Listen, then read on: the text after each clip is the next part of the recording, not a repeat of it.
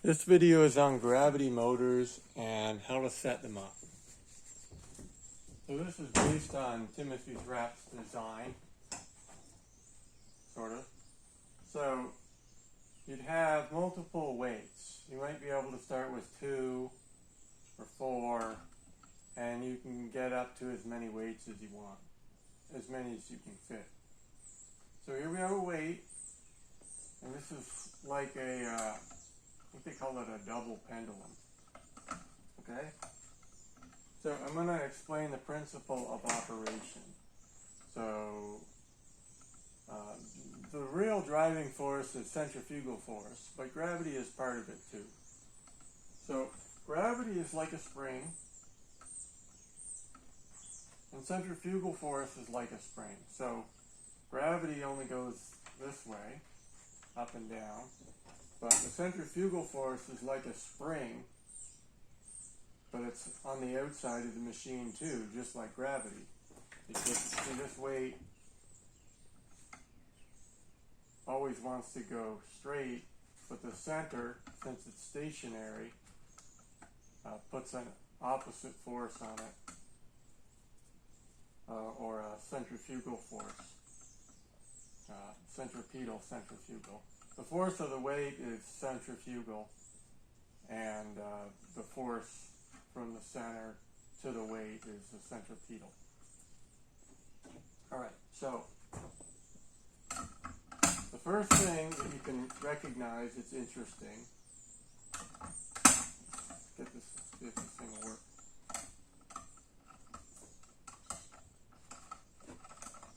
Is that as this thing's going up, it's really easy to lift it up more, okay? And it's sort of weightless for the smallest fraction when it stops. See?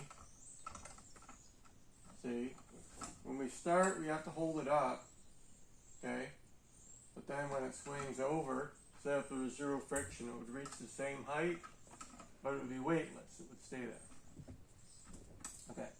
So now the centrifugal force part is that if this thing is like this, okay? See how that's bent?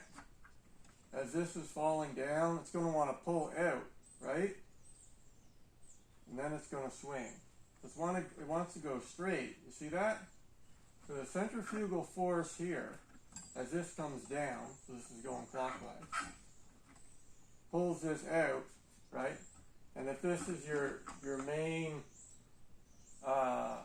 rotational part, it's going to try to accelerate that as it goes out, okay? So then we get to here, it's sort of weightless. So you want to lift this up a bit, but you also want this to go backwards, okay? So you go like this, that. Or at least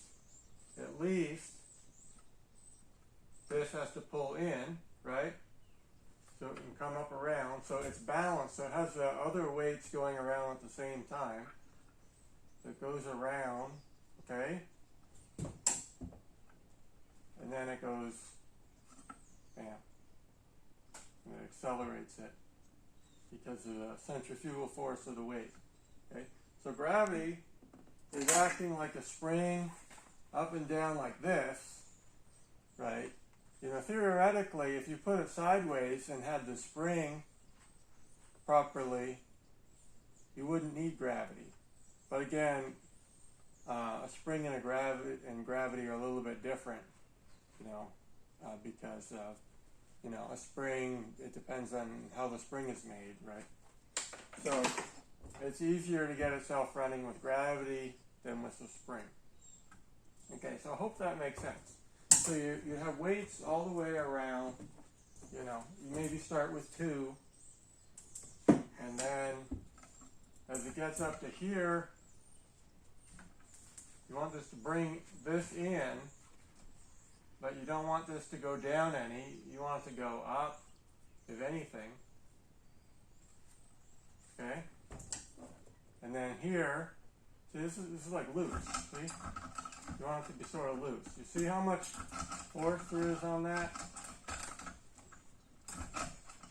On this here, to pull on it, okay? There's a lot of force on that. It's from the centrifugal force. If you double the speed, you get 4 times the force. So, because they use gravity, there is a maximum speed to them. It depends on the size. 60 RPM is probably what it's going to run at. Okay, so they cover everything. There's other ways to do it. Now this way, you see, you could have sliders here. So the weight could be on a slider here, and then you need your mechanism to move this in and out, okay? So this mechanism is difficult to build.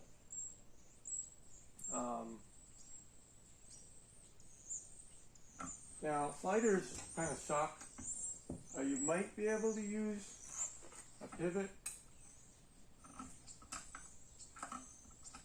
So this would be on your frame.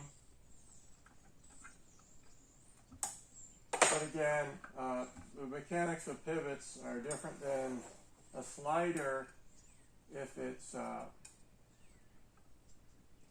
if your pivot here can move, it's going to put an opposite force on here, unless it's 90 degrees. And there's other ways to do this. I'll show you really quick.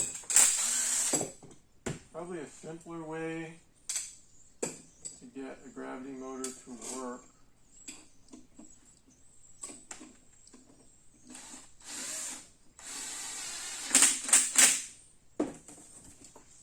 is that you have something like this, okay, and then it's the same thing. It goes down more here and then up more here. So,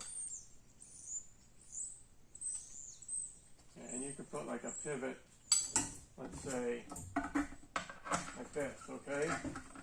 You could even put a counterweight. So then you would need a mechanism. You might be able to use some kind of a linkage rod on here.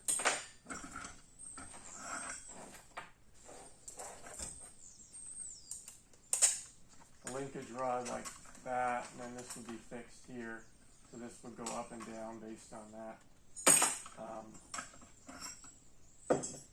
But it's the same thing that would go down more here, and then here it would go up. Okay? So it would make an ellipse. It wouldn't go in a circle.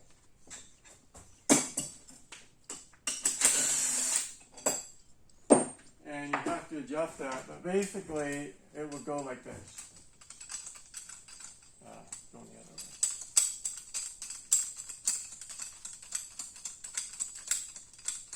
Now that's just a single weight gravity motor like that. So your weight, now if you play this video slowly, you can see exactly how it needs to move. It's like this, I think.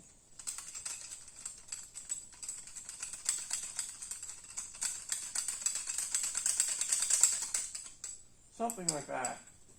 Now that should work, and that would be easier to set up. So it's a little bit like a two-stage pendulum. Where's my bowl? Okay. It's a little bit like a two-stage pendulum, but except it goes in a circle. Now that should work too. But they are complicated, complicated to get working right, or tricky to get working right. But that's a principle of operation. It is centrifugal force, and you can build different machines on their side, like this. You can make them a lot bigger, and they're less dangerous.